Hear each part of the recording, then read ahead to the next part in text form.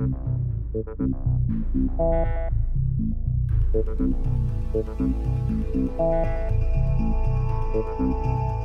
you involved with ATIP?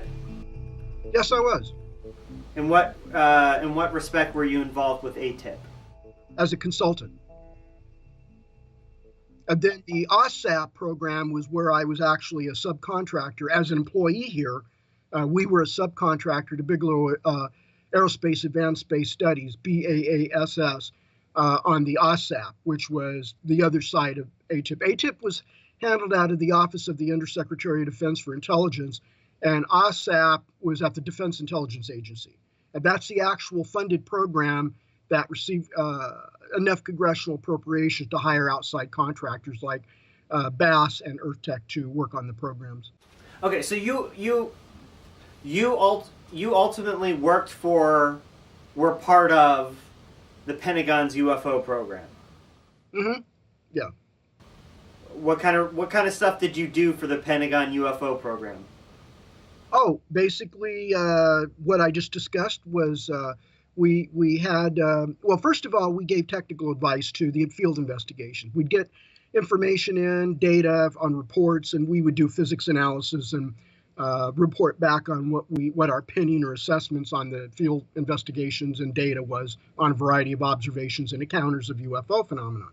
But one big main part of our work was to hire 38 independent expert scientists in industry, academia, and government to write defense intelligence reference documents on future transformation concepts for concepts that we can envision in the year 2050, and take what we have in our existing really advanced physics and really advanced aerospace technology and evolve it to the future of 2050 and see what it looks like, and see if we can compare, see if we have any hopes of developing an advanced technology in 2050 that's comparable to the Tic Tac UFOs that the USS Nimitz and Roosevelt encountered, and the other type of UFOs that the other naval warships have encountered out in the Middle East and elsewhere around the Pacific and Atlantic.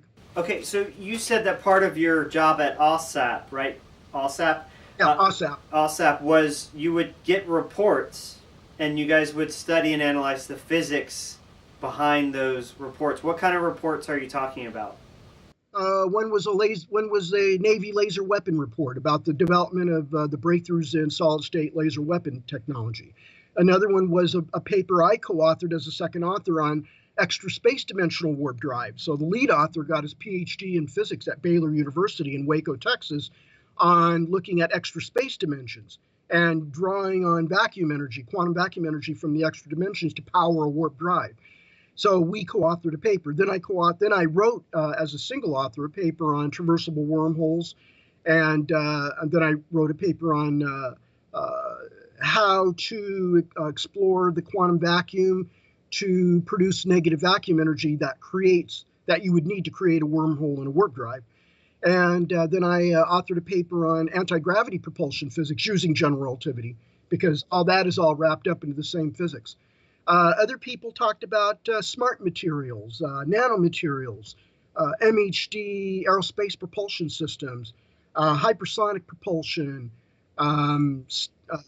invisibility cloaks using metamaterials, et cetera, et cetera, et cetera. There were 38 reports. I don't have the list of them here. I have them. I don't have all of them. Only a few, I think, were released, but I have the one on traversable wormholes. Okay, one quick thing about OSAP. So, how long did you work with OSAP? 5 years, from 2007 to 2012. And then it was shut down, right? Yeah, because the DIA director and executive director were against renewing it for another 5 years. So they were supposed to get another 5-year appropriation from the Senate through the Defense Appropriations Bill, but they turned it down because they were not given enough complete information to understand what the full scope of the program was.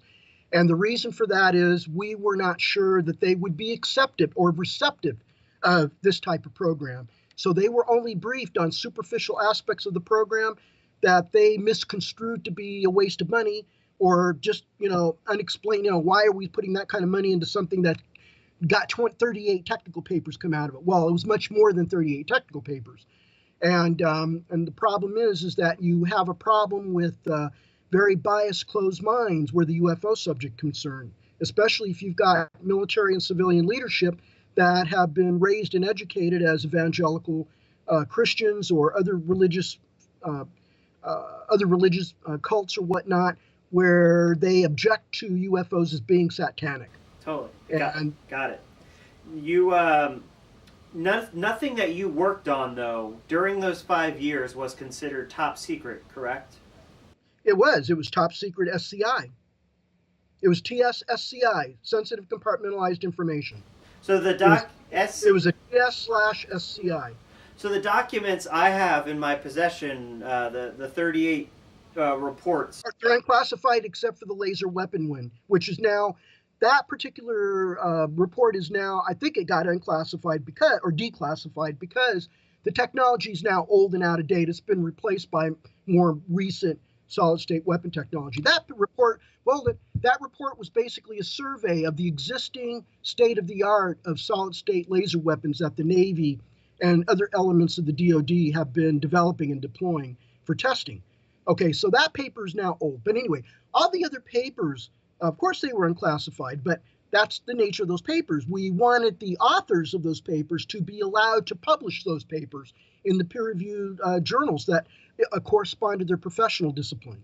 So we deliberately wanted those papers to be unclassified so that the authors can publish those. As a matter of fact, my boss, Hal Puthoff, had already published his, he had already published his space-time metric engineering paper in the Journal of the British Interplanetary Society during the OSAP program, but before his DIRD got published by the DIA.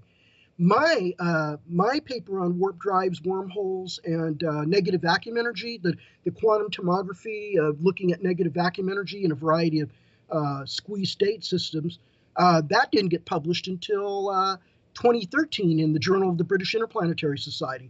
It was also a paper that I presented in the 2011 DARPA NASA 100-year Starship Symposium in Tampa, in Orlando, Florida, and that was in September, the end of September 2011. So I presented that DIRD paper as a symposium proceedings. That symposium proceedings was being published along with the others by JBIS, the Journal of the British Interplanetary Society, after they underwent the usual peer review process for acceptance. Was ALSAP and ATIP, did they coexist at the same time? Pretty much. ATIP came before OSAP because of the Nimitz encounter. So almost simultaneously. ATIP came a little bit before, but they coordinated. And they both ended in 2012? No, ATIP never ended. ATIP never ended? Nope. It's still going on today? Yep. Who runs it? But not by that name. Oh, they changed the name? Changed names, changed location, changed leadership. So what's the new name? I can't tell you that. So the reason you know this is because you are still on the inside. Oh, I'm a consultant still. Yeah. I'm still a consultant. You are still a consultant for the program formerly known as ATIP. Correct. And you're saying it's been renamed, it still exists, and it's still being run out of OUSDI? I won't confirm where it's being run out of, but generally an intelligence program, yeah, Yeah, I mean, maybe I am confirming it. Yeah, generally OUSDI, yeah. It isn't likely to change locations for any reason because of the way the DoD is organized. This is an intelligence operation to gather data, analyze it, evaluate it, and recommend courses of action. So that falls into the intelligence area. I got a quote from the DoD that said that ATIP did investigate and research unidentified aerial phenomenon. Does it still investigate unidentified aerial phenomenon? Yes. I'll confirm that ATIP is still going. It's still owned by the OUSDI. It's under a new name, and that's under new management, and that's about all I can say about it. Because you are still under contract, right?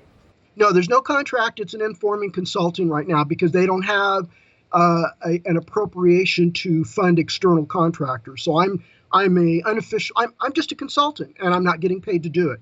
It's just what happens. But you have signed some kind of NDA, correct? No, don't need to. I have security clearances. Okay.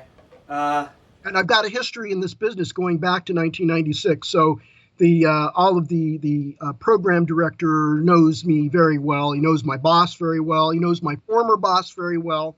But so if you are not contracted, why can't you reveal the name of the program?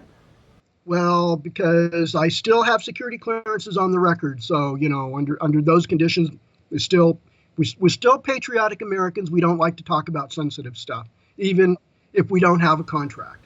Okay. It's the rules of the road over there. You have some informal and formal rules. Why would the Pentagon say that officially to the press? Why would the Pentagon say that ATIP was shut down? Let me tell you something about the Pentagon. It is not true that the Public Relations Office knows everything that's going on, especially if it's a classified program. There's no automatic procedure by which they are briefed on everything. They don't receive information. They'd be flooded with information that they don't know what to do with. So basically, they would have to find out about something after the fact in order to make a public comment about it. They don't know what let's say they're the right hand. They don't know what the left hand is doing, and that's how your government operates. That's how the Pentagon operates. When they said that statement, they were only slightly correct. The ATIP by that name no longer exists, but as an organization under new leadership, it does exist with the new name.